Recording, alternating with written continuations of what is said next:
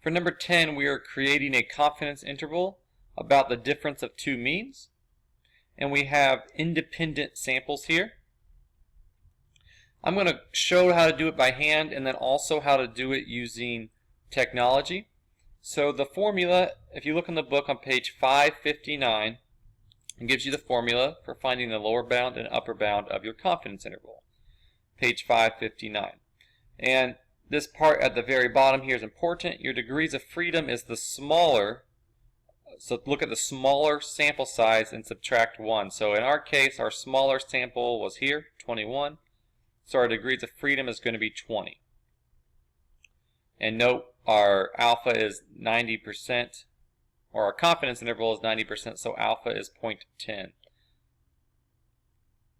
So to find the t critical value here in Excel, plug in the 0.10 with 20 degrees of freedom. And then I break up the formula into little parts to make it easier to type in. So this sample standard deviation squared divided by sample size, and do that for both samples. I calculate that first. So plug in the information from the problem of the sample standard deviation, square it, divide by the sample size. So now when I calculate the margin of error, put it all together, it's a really short, easy formula to type into Excel, where I take that t critical value multiplied by the square root of these two values added together, rather than trying to type all that in at once. So here's what you get for your margin of error. And this problem is kind of unique because our difference of means is 0. Both samples have the same mean. That's not typical, but it happened in this example. And so then we take what our difference of means is and subtract it, subtract the margin of error to get the lower bound, and add the margin of error to get the upper bound.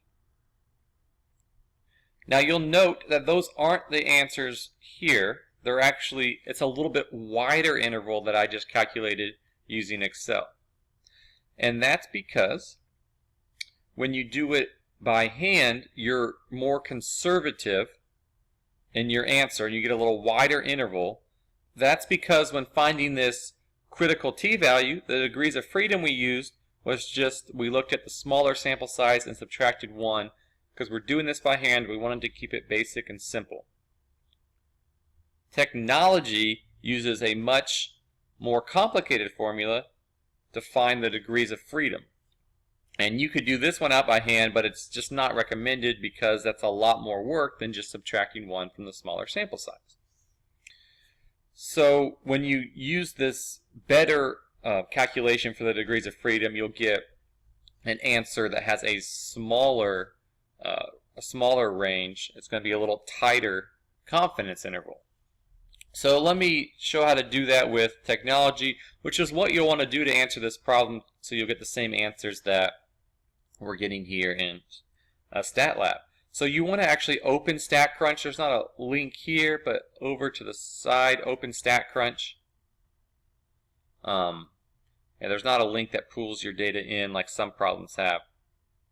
So when you get StatCrunch open, you want to go to Stat, or T-Stats, because we're dealing with means here. We have two samples, and we don't want to use paired. That's just for when they're dependent samples. So two samples, and we have summary statistics here. So we want to click with summary. And I already have this filled in with our information from our data, or from our sample data.